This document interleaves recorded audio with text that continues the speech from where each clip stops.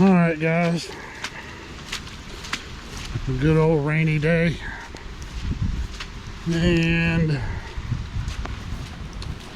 we are going to be working on an XV system that's got the new Trane Link in it. I'll go over that and show you how that thing works on the app.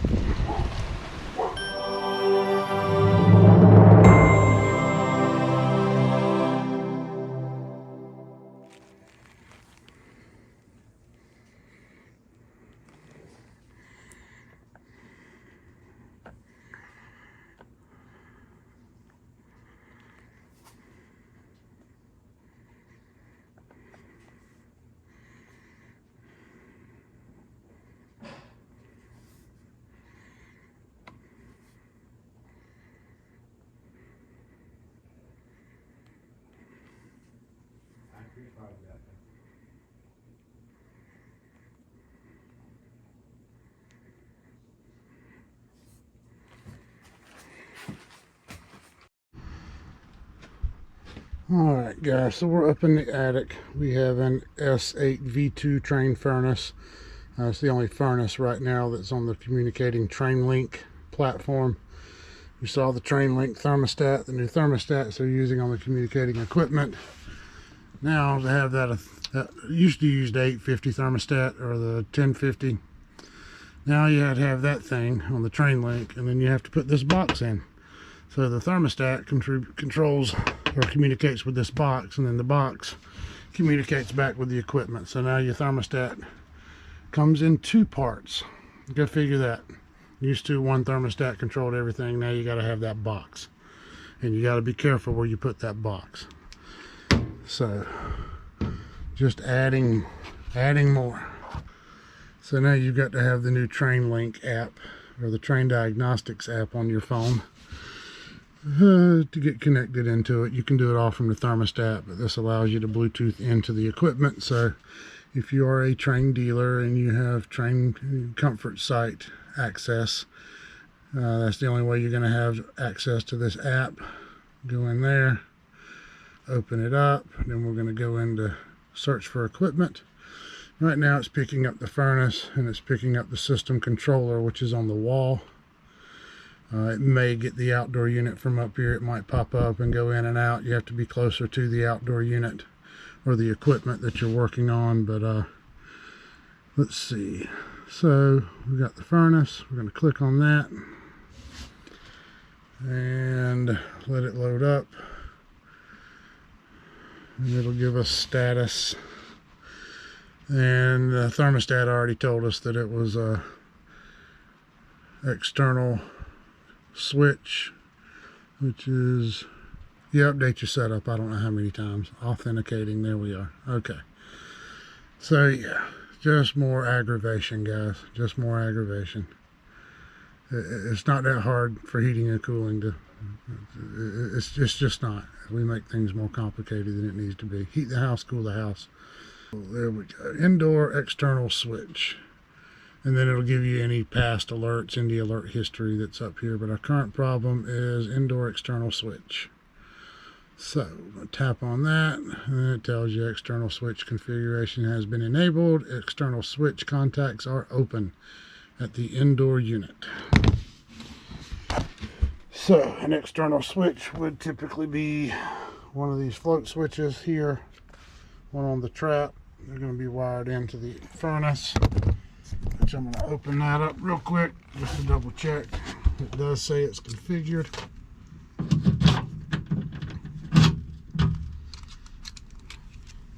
But I haven't worked on a lot of these setups yet.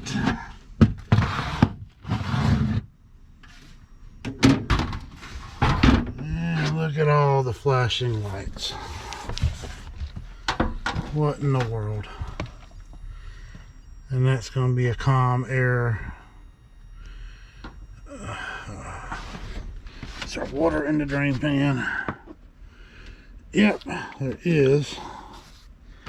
So I don't know if that switch is open. Does it do something here? I know that comms light shouldn't be flashing like that, not that fast. So let's reset the power and see what happens.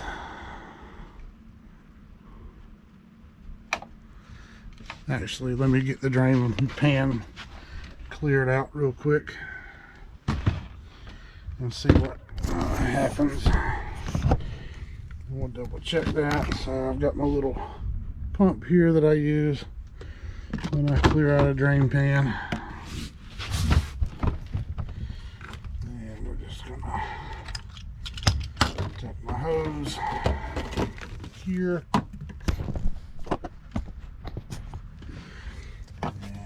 Turn it on, let it prime, and then stick it down in the trap and get whatever water I can out of this thing.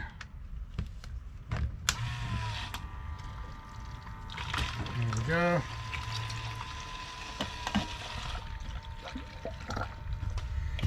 And then we're going to let this thing pump the water out of the pan. Make sure those switches are reset, and then we'll turn the power back on.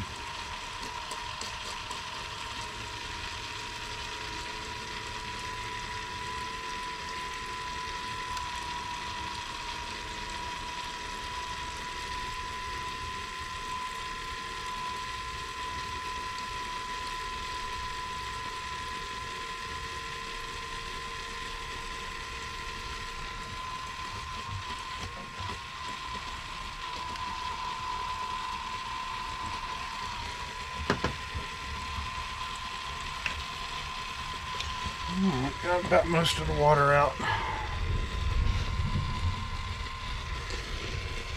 And if I'm not mistaken, that's that switch that has to be reset.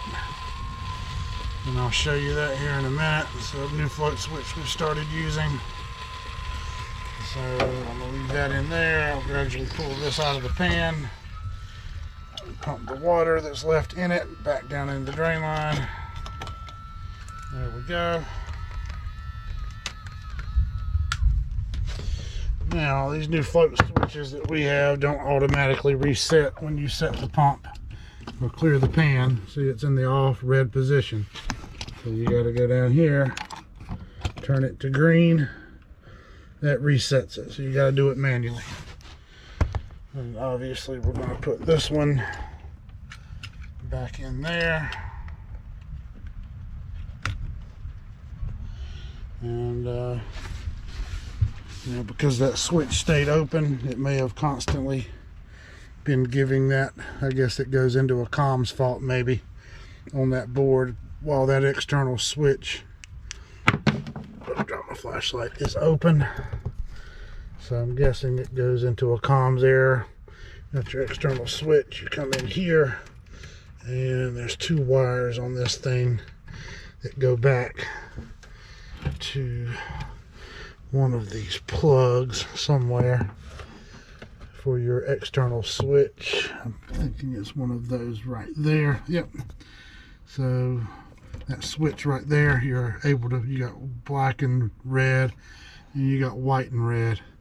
So one of them's for an external switch 1 and one's for external switch 2. So red and white, we got red and white. That's going to be external switch 1. And external switch 2, we're not using that.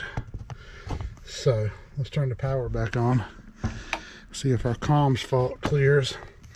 Then we'll go back on the out and see if the fault cleared there. Yep, now we're saying idle right there on our little display. It says IDL, idle, and our light at some point will start flashing.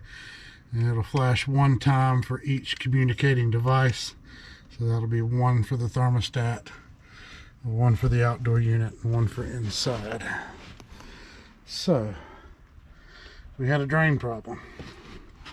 So I'm gonna go outside once I get this thing on and running, and we'll pull a vacuum on that drain, and then we'll link this thing outside to the app at the outdoor unit. And that will show you your pressures. I think it shows a set of gauges on there when you hook to the outdoor unit.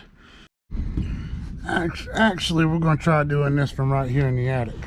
So as you can see now, It's our upstairs system there. It's telling us the system is okay. Our alert has cleared, green check mark. It's telling us our system status. We are in cooling, set at 70 degrees, and our compressor speed outside on our outdoor unit is at 100% pretty much. Now the outdoor unit has now linked up, so let's click on that. Indoor monitor. Okay, I'm learning. This is only the second time I've done one of these. So you got test mode at the bottom. You've got monitor. So we're going to monitor the system. There you go. So there's your gauges. It just came on, so it's going to have to run a little bit. But it's telling us right now we're at a 120 suction, a 246 head pressure, 10 degrees superheat, and it is pouring outside, and a 6.5 subcooling. So we can actually monitor this from right up here in the attic while it's raining outside and not have to go out there and hook up any gauges to this thing. So let's let it run for a few minutes and see where everything stabilizes out at. Still going to run around there and pull a vacuum on this drain line down here. Make sure that drain line's draining. I'm going to let it run a little bit. But yeah, this is actually not that bad of a deal. I mean, I can go in here. If you look right here, you would click at the bottom if you want to look for any alerts.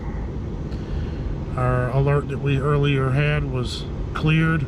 Then you've got all these green alerts. If you go in here and look at those green triangles that I'm showing you, they're all what you're going to find with an XV system for compressor lube, oil return, things like that. Then we've got this red alert, which is for, it was a communications fault, which was going to happen because that float switch tripped. And our active alert we had for that float switch tripping is gone. Go back to our monitor menu here. So we are running at 100% compressor speed right now, set on 70. It's 81 degrees upstairs because it's been off since last night.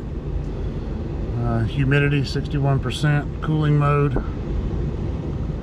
and then there's our pressures, and they're starting to stabilize out. Now we're at a 129 suction, 254, 255 high pressure, 20 degrees superheat, 8.4 subcooling. I'll look on the sticker outside and see what the rating is on that outdoor unit for the subcooling, but it tells us our switchover valve is in cooling mode. Our line voltage is 248.9 volts. It reads that as well. Our compressor speed is 3,403 RPMs. Outdoor fan PWM is 68. Our ambient temperature is 75. Compressor power 1,433 watts. Let's show more. Our drive DC voltage is 425 right there. Our drive current 6.7 amps. And for a unit running at 100%, and I'm not sure if that's a 2-ton or a 3-ton unit out there, we'll look. 6.7 amps at wide open is not really all that bad. And that's at high speed on an XV system, so when it's running at lower speeds, you're going to be well below 6 amps. The sump heater on the compressor is active. Our compressor dome temperature is 124.5 degrees. The external switch outside is open. That's not activated because that external switch on the outdoor unit is going to be, if you were going to hook a load shed box to it, you'd have to enable that and hook it up so it knows when those contacts open. It's load management, not a fault. Our outdoor superheat's 20, suction liquid pressure, target max speed on the compressor. Inverter temperature is 91 degrees, which is good. Rectifier temp 93. Our stator, and yeah, it's not giving us any of that information. Indoor unit, actual airflow 1198 CFMs. Our target airflow percentage, we're at 98% of that, which is good. Air supply temperature is 58. Our temperature split is 19.4. But anyway, that's all you can do with this app right here. We're right at 9 degrees subcooling, which is pretty much going to be close to what those outdoor units are on those XVs most of the time. So test modes, you can go in here. You got all kinds of test modes, charge mode, cooling, pump down mode, manual test modes for the blower, compressor, indoor heat furnace, outdoor drive test, outdoor fan test. This is, I'm not going to change anything in here. These are our configurations where when you install this thing, you go in and set it all up. But the XV system will typically set itself up once it communicates everything. It knows what size outdoor unit, what size blower, indoor, whatever it is. It'll set up all that for you. So most of the time you don't have to do that. General, that's just general information. So there's a setup assistant, so it'll go in and ask you what you want to do. Indoor heat configuration, things like that. We'll do that later. Done. So anyway, let's go out there and pull a vacuum on that drain line. Alright guys, so we'll come up here real quick and put a quick vacuum on this drain. It is raining out here. I'm not going to break my umbrella out for this short little period of time. But that's what's cool about that app, is I don't have to be out here monitoring this thing. If it's raining, I can sit in the truck, or I can sit in the attic, or sit under the house if I'm in the crawl space or the basement, and watch what this thing's doing. And then if I see anything that I think needs attention, then I can get my beach umbrella and my magnetic umbrella, whichever one I want to use, and come out here and hook up to it and address any concerns.